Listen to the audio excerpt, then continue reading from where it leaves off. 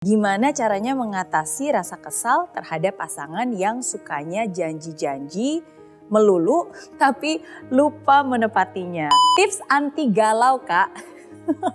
Bagaimana kita tahu pasangan kita itu serius dengan kita? Terus apa bahasa tubuh si laki-laki itu serius dengan kita? Hai friends, apa kabar? Oke, senang banget nih hari ini saya bisa menyapa kalian semua. Nah, jadi pas lagi Valentine tanggal 14 Februari kemarin, jadi di Instagram saya membuka kesempatan untuk siapapun juga yang ingin bertanya seputar love, seputar cinta, seputar relationship. Dan saya bilang nanti saya akan jawab pertanyaan kamu. Dan ini dia. Jadi hari ini saya sudah mendapatkan beberapa pertanyaan dari kamu dan saya akan coba untuk menjawab dari pengalaman saya dan juga dari pemikiran saya. Semoga bermanfaat dan semoga pertanyaan kamu yang saya bahas ya.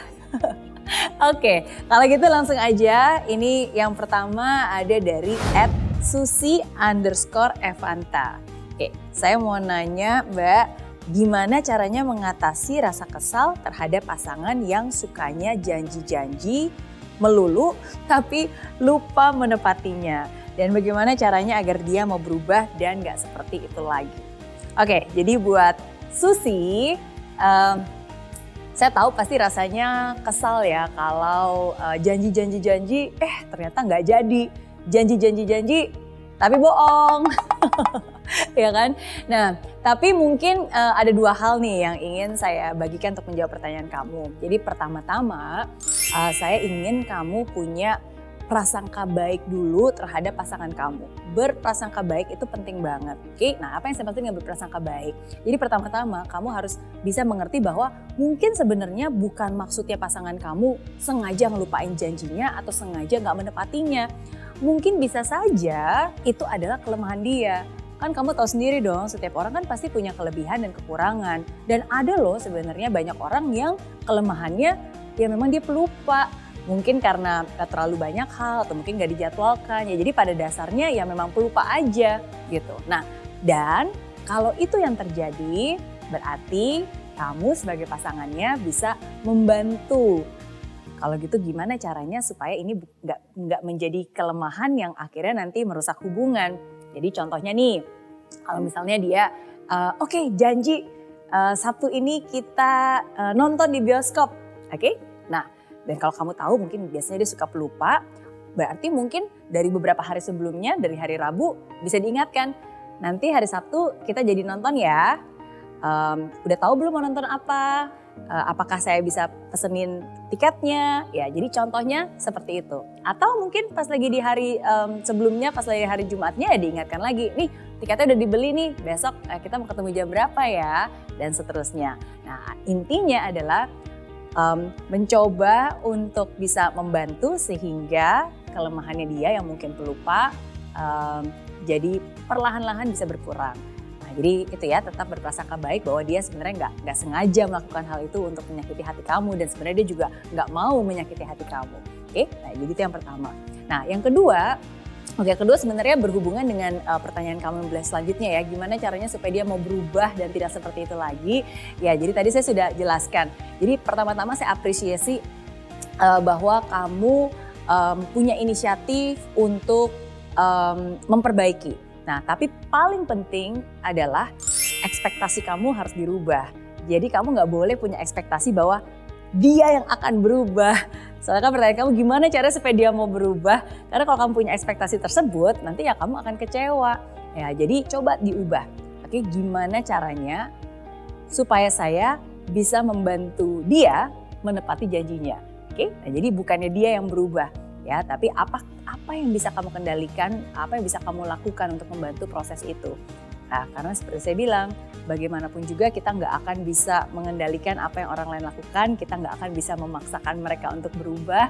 Oke, yang bisa kita lakukan adalah mencari cara, mengubah caranya sehingga keadaannya berubah tanpa dianya harus berubah. Oke, jadi itu aja sih mungkin tips dari saya.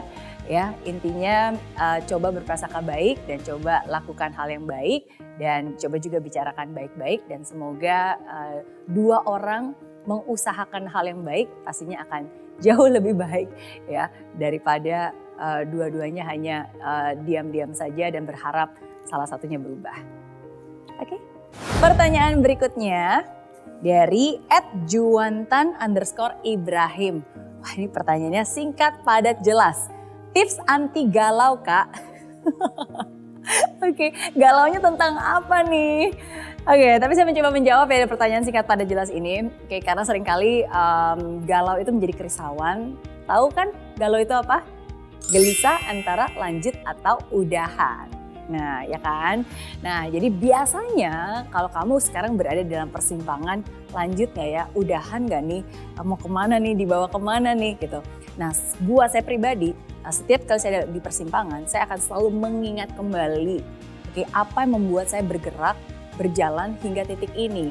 Apa yang pertama kali membuat saya memulai hal ini, memulai hubungan ini, memulai proyek ini, atau memulai langkah ini.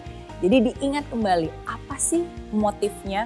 Nah ini seringkali menjadi satu hal yang penting ya karena seringkali kan orang bertanya gimana cara Miss Mary untuk bisa termotivasi nih lanjut atau udahan. Ya pertama-tama kamu harus tahu apa motif kamu untuk lanjut. Ya, apa motif kamu untuk memulai, diingat kembali apa alasannya ya dan gelisah antara lanjut atau udahan. Sebelum kamu memutuskan apapun itu, menurut saya kamu harus punya kejelasan. Jangan sampai kamu mengambil keputusan di saat kamu sedang emosi atau sedang bercamuk perasaannya. Oke, jadi keputusan apapun yang kamu buat pastikan kamu tidak dalam keadaan terclouded dengan your feeling. Oke, jadi biarkan perasaan itu meresap dulu. Ya, biarkan logika yang bekerja, baru dari situ kamu bisa memutuskan lanjut atau udahan. Oke, jadi ya semoga ini bisa menjawab pertanyaan. Jadi saya simpulkan tadi dua. Yang pertama, ingat kembali apa alasan di awal motifnya kamu berada sampai di saat ini. Oke, dan yang kedua, pastikan apapun keputusan itu ya jangan mengambil keputusan ketika kamu sedang emosi atau sedang dikelabui oleh perasaan. Oke, berikutnya dari @sembiringapriani. Bagaimana kita tahu pasangan kita itu serius dengan kita? Terus apa bahasa tubuh si laki-laki itu serius dengan kita? Apa aja itu Mbak Mary? Oke, thank you buat pertanyaannya. Ya, saya yakin ketika kita memulai sebuah hubungan pasti kita ingin membawa hubungan itu ke tempat yang lebih serius ya. Dalam arti mungkin pernikahan. Nah, terus gimana caranya kita tahu bahwa pasangan kita itu serius dengan kita? Well, pertama-tama menurut saya tergantung, oke, dari conversationsnya. Caranya adalah ya coba ajak bicara hal-hal yang serius dan coba lihat bagaimana respon dia. Nah, jadi nih kalau pas lagi sekarang pacaran atau mungkin pas lagi weekend, jangan hanya ngomong atau bertanya tentang kita mau makan di mana, kita mau nonton apa, weekend ini mau kemana, ya. Tapi coba untuk tanyakan hal-hal yang lebih serius. Contohnya, rencana kamu 5 tahun ke depan seperti apa sih? Kamu mau punya anak berapa, ya kan? Atau cita-cita kamu apa sih? Nah, jadi dengan pertanyaan-pertanyaan yang lebih serius seperti itu, conversations yang lebih serius dan ketika dia merespons atau ketika dia bahkan mungkin menceritakan atau mungkin pengen tahu lebih banyak lagi tentang diri kamu, yaitu menunjukkan keseriusannya. Oke, nah jadi ya itu salah satu clue ya. Karena itu juga yang saya lakukan dari zaman dulu ketika pacaran dengan pacar saya sekarang jadi suami saya. Jadi kita bukan hanya membicarakan tentang hal-hal yang on surface ya kayak tadi ya. Mau makan apa, mau nonton apa, mau ngapain aja ya. Tapi kita juga membicarakan tentang hal-hal tentang masa depan kita, visi kita apa, nanti mau jadi seperti apa, cita-cita kamu apa, yang membuat kamu bahagia itu seperti apa. Nanti kalau pengen punya rumah, pengen rumahnya tuh sebesar apa, ya kan? Kamu mau saya bekerja atau tidak dan seterusnya. Nah, jadi percakapan-percakapan seperti itulah yang mungkin bisa kamu utarakan dan bisa kamu tanyakan dan kita lihat responnya seperti apa. Oke? Nah, jadi itu yang pertama. Karena kalau orang itu serius dengan kamu, ciri-cirinya adalah pertama, dia akan ingin tahu lebih banyak tentang kamu, harapan kamu, kekurangan kamu, kelebihan kamu, masa depan kamu. Oke, nah jadi itu yang pertama. Dan yang kedua, ciri-ciri atau tanda dia serius berarti dia mau untuk melibatkan kamu di dunianya dia, dan dia juga ingin mengetahui lebih banyak lagi tentang dunia kamu. Oke, dia akan lebih pengen bertemu dengan teman-teman kamu, kenal dengan teman-teman kamu, kenal juga dengan keluarga kamu. Nah, jadi langkah itulah menunjukkan salah satu keseriusan. Ya, ketika dia mungkin ingin dipertemukan dengan keluarga atau mungkin saudara, itu sudah pasti salah satu langkah yang serius. Dan sebaliknya, ketika dia membawa kamu ke dalam dunianya dia, artinya dia nggak menyembunyikan kamu ya, artinya dia memperkenalkan kamu ke teman-temannya, membawa kamu juga ke tempat hobinya, atau membawa kamu juga diperkenalkan ke keluarganya, ya itu sudah pasti salah satu tanda-tanda bahwa dia melihat hubungan ini adalah serius. Karena dia ingin mengenal dunia kamu dan membawa kamu ke dunianya dia, dan menyatukan dunia ini sehingga menjadi dunia milik kita berdua.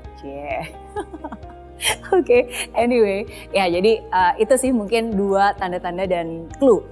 Nah, terus kalau dari pertanyaannya bahasa tubuh, waduh, oke.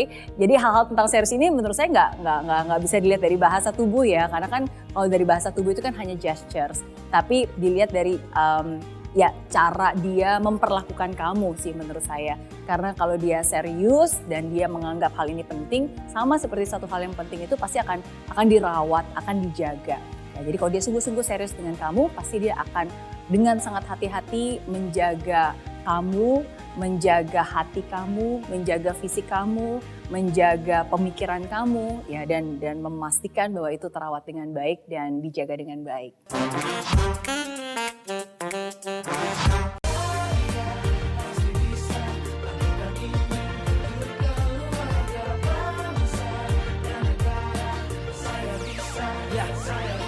Laksana bumi tanpa hujan, hidup tanpa tujuan, kering dan mati tanpa hijaunya tumbuhan. Demikian kalau mimpi tak kunjung terjadi.